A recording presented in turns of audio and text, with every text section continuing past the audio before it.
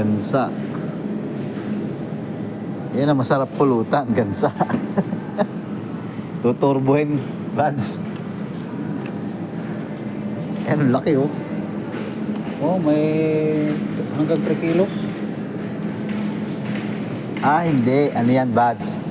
8 ang 1 kilo. Oo nga, ito ang 1 kilo. Kung ilang kilo abuti ng isang piraso na yon, May 3 kilos na eh.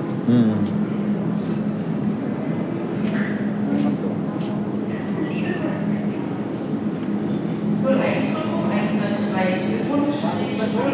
Ha?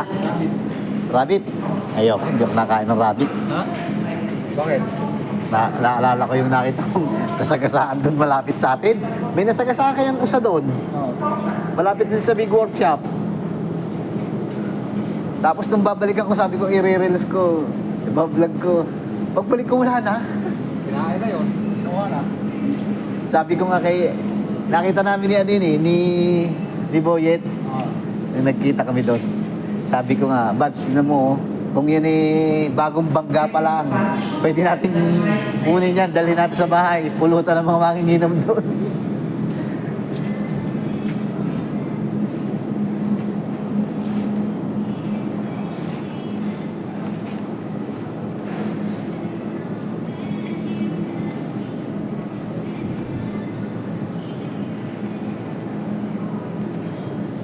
Yung panlagay sa panlagay sa sinangag. Butter gamos. Ganyan yung dineliver ko nung minsan. Tsaka ito, broccoli. Binigyan nga ako sa custom. Custom ng Macedonia. Oo. Binigyan ako na isa. Yun yung hinalo ko doon sa So, mga squid ball. Laki oh. Sais.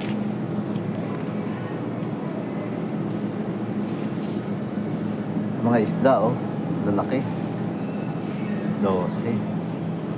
Chicken nuggets. Kung di ako bumili ng tools na tayo, busin ko talaga yung 50 rito. tubig na lang bibili ko. Okay naman. Ito pa tayo.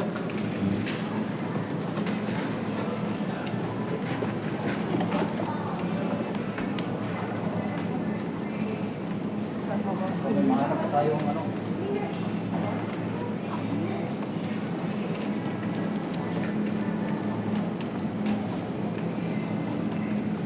Wala pala tayong dalang yung lagayan. Sabagay, hindi naman maraming binili natin. Ano to, Bads? Ito,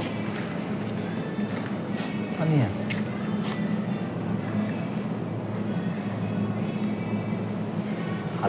Translate mo nga. Kala ko pusit. Ha? Kala ko pusit. Oh, yeah. Baka pusit yan. Sarap bilhin niya pag pusit. Pero hindi, may gulay sa ibabaw.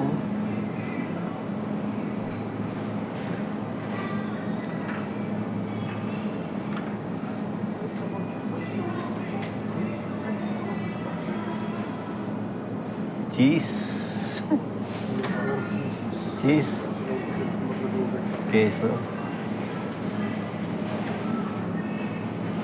3 euros. Queso lang pala.